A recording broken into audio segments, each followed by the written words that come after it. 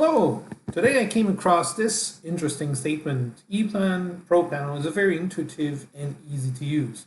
It helps us with our layouts. It's going to tell us where you are putting the components, and I love it. I love it. So basically, how do we get there? EPLAN Pro Panel to just land it in 1 minute, $4 per wire. Now, how does that work actually? This is really what I want to show you. First, we need a digital twin of your control cabinet and switchgear with all the wires and a WT. We also need to integrate the process from engineering to production using a smart 3D layout with the option of pre-drilling all our holes via the RAC, the Rittal Application Center. And of course, it all starts with the perfect bill of material that came from our EPLAN schematic. That in its turn can also turn into data that goes into the ERP system. So let me show you how this is done. So we'll go to EPLAN, okay? So what you know about EPLAN is pretty much that this is a tool that does schematics and panel layouts. Okay, let's take a look and let's start from scratch and see how this is done. An interesting tool is this eBuild configurator that we have. Now the configurator is intended to help you start up a project even quicker because a lot of us are in a specific industry. Let's say here the AG industry, agricultural. We want to create a new project. We pick the name of our project. So this project will be used in the Wireprint, in the RAC, and I'll just call it project number 2. The template I'm using specifies what symbols I want to use, what logic I want to use in terms of document types, and the browser here allows me to store it anywhere I want. So I'm just going to put it here in the eBuild folder. I'm going to find it very easily. Now, next question, of course, in this case, it's for configuring different controls like silos. These silos we have on farms. And in this case here, we have set a few questions. As you can see, I can zoom out a little bit. We have a power supply, voltage, 2 different choices of voltages. This is the first silo in this particular case. It's a fairly small silo, and we will need a fan with external command. So this is, of course, the configurator, and what it allows me to do is just generate the project or generate the whole project and a few schematics. I'm not saying that you can do 100% of your project. In this particular case, yes, because we configured the entire distribution and everything else. So we just have to put on a little bit of extra work for the layout and the routing, but that's it. So the project actually gets generated, which means I already have here some document up front and my schematics. I don't have to worry about those, right? So the schematics are actually pre-configured up front using macros. Every one of these components has, as you actually know it from previous EPLAN users, it has some part numbers assigned to them.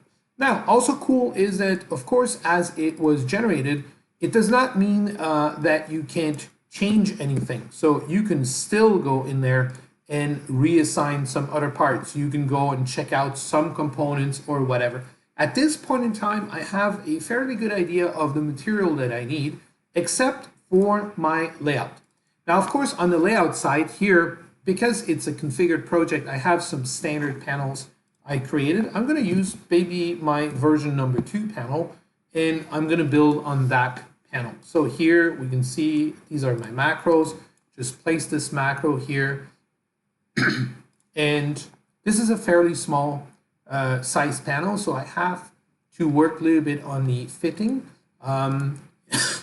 See if everything fits in there, because the schematic actually decides what kind of material I need. So technically at this point in time, I could already run, if I wanted to, my Excel export. So typically I check it out up here, and I actually have it and place it up in this, what we call access toolbar. So you can customize the environment very, very whatever you prefer. In my particular case here, I would like to export the labeling and have it up there. So export L for labeling. So all the menus are actually available. just going to place it there. It's in second position, small icon. And the idea is you can just click on there and bingo, the menu opens. And this was actually the intention to show you how easy it is to get a bill of material pretty detailed with all the parts I have in the schematics. And if I drill down, I will probably find somewhere in here the Rittal. Yes, I have the wall mount component also. So at this point in time, unless I do any changes, I could actually forward this already to ERP. So let's see if I do have to do some changes. The intention here is on the layout. You can see it actually is very well organized. We will look at the front end here, and we will position all the components that are unplaced yet. So you can see that we have a couple of devices that came in from the schematics. We have a few circuit breakers down to here. I can choose like a set and just drag and drop those ones over and have them dropped right on that DIN rail. So interesting about this is that EPLAN has all the data necessary to actually place these components side by side, squeeze it in as tightly as possible. It also has extra information about the wiring. I don't necessarily show this right up front here. We call it here in the view, we call it the connection point directions. This is where the wires will connect. So we'll be using this a little bit later. Another thing I'm going to check out, of course, because this is actually a fairly small panel, I think this is too much of an object. Let's go and check it out. We have here a few different options. So last minute changes are possible. You can go in here and say, okay, this is a 160 amp. I don't need that much. Maybe just the next smaller breaker would actually do the job. So I'll just switch this one over. So very quickly, you can do this on the fly while you're actually placing components on the 3D. You just go and reposition this, and it's going to be a smaller one. You can see here. So I can place this one, let's say here. Of course, in this case, I'm going to take this guy, make it a little bit shorter. We'll keep a few spots there. And then let's see, what else do we have? We have here the this one and this one. These are the two transformer and generating power supplies. I'm going to focus on them just in a bit, right? So let's start first by placing the relay control relays. So maybe we can place those ones on here. I'm going to put my controls down there. So that's the number one step. Number two step are these overloads. So the overloads are actually a little bit special because they come with an accessory. So the intention is you have like that main block that you place.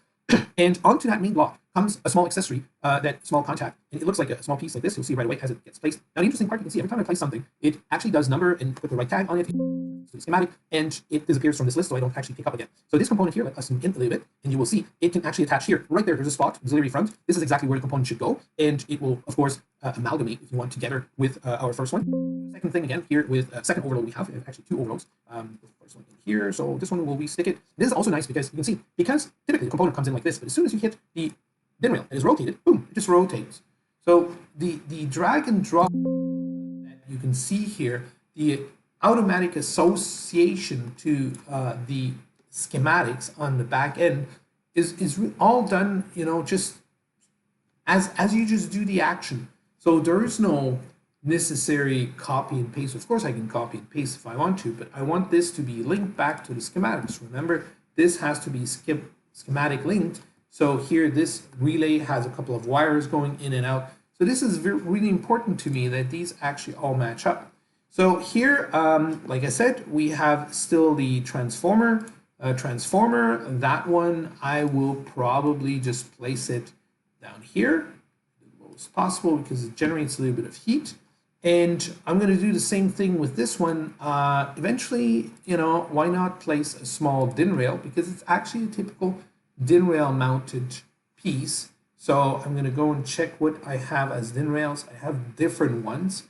This is the one that I typically use, the Phoenix Contact one. I'm going to place it eventually to make it really center. I'm going to pick Control, hit the two dots, and it just goes down right in the middle of that section, which of course is exactly where I want it. I'll see if it actually fits. This fits perfect. So here. So maybe this is a little bit tight. You can still move things around to the right, to the left. You can see we have a little bit of a 1/2 inch space here, so we could actually optimize it if we wanted to. all my components are mostly done. I do have a small here ground bar that I could position if I wanted to down here. We still have some room. And we also have a few different terminals that have not been placed yet. So these terminals, of course, most likely they will fit in here. So we'll see. We'll just drag and drop. It's going to ask me, do you want to place them, in series? And you say yes, of course. So that's the first set of terminals. Why don't we actually put them really close to each other? So here, let's see, do I have enough room or not? Maybe, you know what, on this one here, I'm just going to continue placing them on that side. So this way, I make sure that we have enough room. It's all well positioned. Those ones, whoops, let's go back here, boom, and they are positioned. All the terminals are now positioned and spread all over. It's kind of tight, I agree. But that's the intention. With the digital twin, I can do a very, very tight assessment of all my wires and my components. And now I can just run the routing. This will enable me to calculate the wire length, to position the wires. And in most cases, it actually does the wire. What you need to do is sometimes we actually have to add a small routing path here that will pretty much like allow the wires to wire up. Like you can see here, this one was not wired, or the transformer was not wired because I was not putting any ducts or rails there. So that's an option. Another option also is for this guy here, because it actually usually floats into your ducts and rails. So you can do two things. You can stretch basically a link between these two. You can also, if you want to, just get across like this, and that will also enable the wiring to be very precise and just go inside your ducts here and there, wherever it can go. Now, on top of all that, what you can do is you can control which wires go into which duct, because I can redirect the wiring. So now I have only one big duct on the left-hand side, but if I would have one on the left and right-hand side, I could control which one goes where. Once the wires are done, of course, we want to order these wires, and the intention behind the scene is to just look at the different wires and say, okay, I'm going to take all these, let's say, black wires that are there. These are all a certain size, and this black wire 14 gauge, right, on the machine, on the WT, does exist and is there, because it has up to 36 different types, sizes, colors.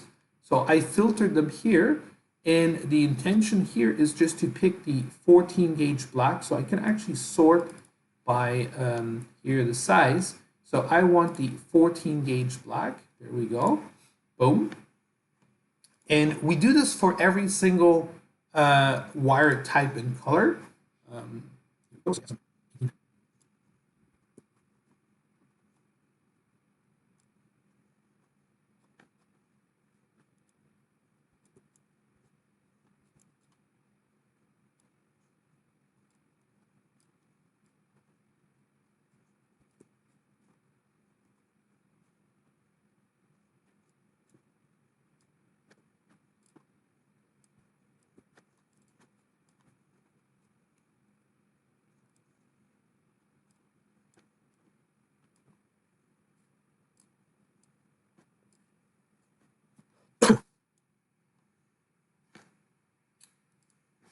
Now the wires have all been done.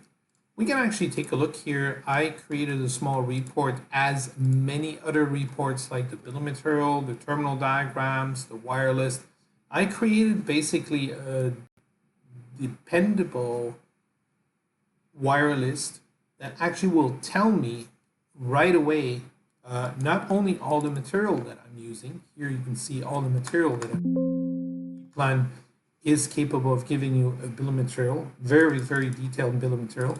It is also capable of giving you some other reports like a cutting sheet to help you cut the ducts and rails exactly as I designed them on the 3D side.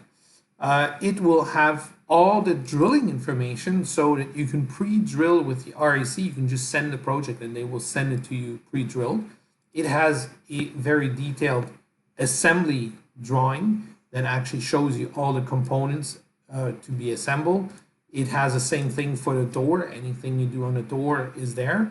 And it has a terminal assembly drawing also for all these terminals that you saw that we placed, so you can actually position them easily. You could also wire up with it, but the real powerful thing is here. This is we have a wireless, but we also have typically the exact details about what wires will go out to the Wireprint. So it's an easy step for us, because when you have the machine like us, all you do is you go to wire fabrication here, Rittal wire terminal WT, and you just export. Now what that does, it exports all the wires that have been routed, and they can now be prefabricated, shipped to you within 48 hours, $4 per wire, and all you are left with is basically, as we saw it here in the thing, you just have to land the wires. We even have a small tool we call Smart Production. It's a super cool tool to help you actually assemble on the shop floor. So here, if we actually take a look, it's called Smart Production. So that's for the guys on the production side. We just generate this file, which has now the same name, W3RAC Project 2.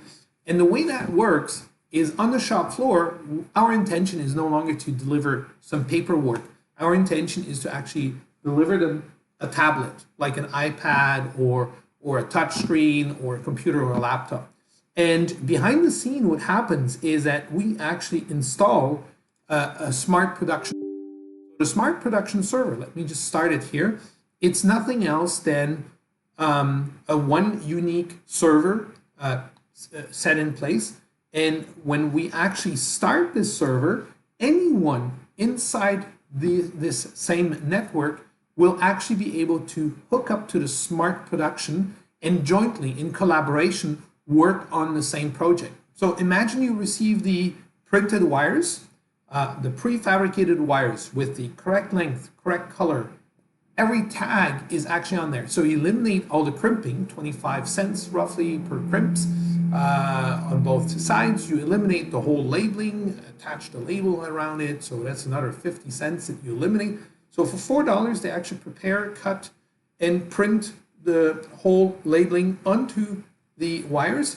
They even put source and target, which becomes super, super cool, because as you actually will see, what I'm going to do here is I'm just going to start one of those smart production sessions and show you. Now, as an admin, somebody, doesn't matter who, has to load up that project into SmartWire. So you saw me earlier, I created this job that was called RAC project number 2. You see it here, it actually is listed. And I'm going to call it here exactly the same. Why not? Why change this? And if you actually repeat it, you can say this is my project A, B, C, and you can just create that order. And it will appear now to anyone that logs on to exactly that same address, which happens to be the name of this server, computer, and on the port 9090. So it eliminates any type of installation. No one has to install anything on their laptop to actually access this. Once it's installed on the server, everyone has access to it. When you receive the wires, they will be printed in a certain order. You just have to know that order. That order is typically the wire gauge and length, and that's it. And one by one, you will actually see how to wire them up with an image onto where you should load it. Now, you can even use this smart production tool up front when you do the assembly. Now, in this case, the assembly is not too complex, so we don't have too many components to be positioned. But the first thing you always do when you receive your drill panel is you have to assemble it, right? So you have to not only put the DIN rails and the docks in, but once the DIN rails and the docks are placed in there, you have to put all these components that you ordered from I don't know, Alan Bradley, Phoenix Contact, Moore, in this particular case here. But from wherever they come, you have to assign a tag to them. So of course we have the rails themselves. On each rail, you can see we have the circuit breaker 1, and as you place it and you put the tag on, you can move on to the next one. So it's telling you CB2 is this one, that's the part number, this is where it goes. So all the details are there, right? One by one, you actually place all your components. So you get the game, right? Now, once this is done, you switch over to the wires, which are the connections. And then exactly in the same sense, you have now all your wires, gauge, color. You can even reorganize this list here. I always tell my people, we have different ways we can organize our different wires. The one I like to use is actually this one here, where I sort by the size of my wires and the length of my wires, because shorter wires are harder to actually install when there's other stuff around. So I start with those ones, and the intention is actually it's going to show you exactly the source, the target, and how it's routed. And this is true for every wire. So this is of course a very short one. Let's take another one that is a little bit, let's go further down, one that is a little bit longer. So you can see here that the routing is a little bit more complex because it starts at the breaker up here. So we have all the details, about this individual CB1. So you hook it up from the bottom, the stripping length, what is actually there, a crimp, the maximum torque length, what kind of tool, everything is there. Now, from there, you will be moving the wire through this dock and boom, attach it to my transformer. And when it's done, you just have to confirm it and move on to the next one. Also very interesting about this smart production tool, if you ever see something that is bizarre, weird, whatever, right? You can actually come in here and put a comment. So you could actually say, should be going into the left or middle dock, kind of thing. So when you do this, anyone can actually see this, and anyone, even in the production or engineering side, can actually take this comment and adapt it. Now, another thing that is super interesting here, as you can see, I didn't place too many wires. Let's just emulate that we placed a couple of more wires. Of course, I'm a little bit quicker than 1 minute per wire, but the intention is just to show you the next step that is super cool in a smart production is this check mode. If you actually turn it on, what happens is now temporarily you actually turn off the installation of the wires and you check the wires. So you can say, okay, this wire was indeed placed. You check the next one, you place it. You check the next one. So one wire after the other, you can actually check them. It's really a great tool. Now, some people ask me, can you actually handle changes, modifications? Yes, it will actually tell you which wire you have to take off and put on as new wires. I mean, I can't explain all the features of that smart production, but I can tell you, whoever so far has used it, loved it. I can help you with the prefabricated wires from wireprint.com in Canada at $4 per wire, save you roughly 6-7 minutes out of the 8 minutes. So instead of you calculating 8 minutes per wire, you're down to just one. Just land it. That's it. Do the assembly, do the landing. Everyone's going to be happy. You're going to be happy, and there is an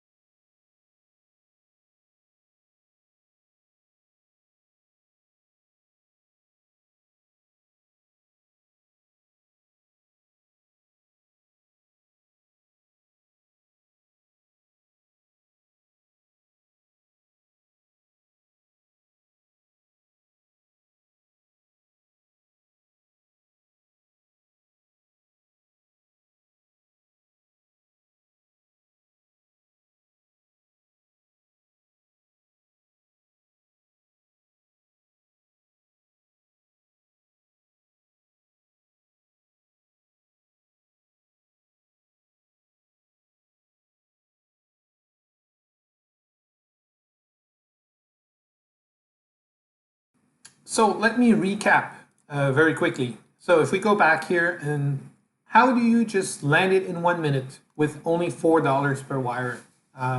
So of course, number one, we can service you. This wire with the source and target can be printed, delivered to your door exactly at the same size as what the routing has calculated. This eliminates the crimping on your side, so it's 12 to 20 cents roughly per crimp. You don't have to put any labels. We will actually put extra labels like source and target onto the wire, so it will help you land the wires, guaranteed in less than a minute. Today, you probably spend anywhere between 7-8 minutes, 4 minutes per point, very often we're being told, or 3 to 4 minutes per point, which makes it from 6 to 8 minutes. We reduce it down to 1 minute. Okay, so of course, this is a really, really interesting thing. On top, you don't have to necessarily spend any time drilling anymore. So no special tools, no drilling bits, nothing. It can actually be pre-drilled, pre-tapped at the Rittal Application Center. So all you are left with is really create the schematics, order the components, and do the assembly. Once the assembly is done, 1 minute per wire. This is really, really interesting. So we show you how to do this with ProPanel. Thank you. This was Roland from EPLAN.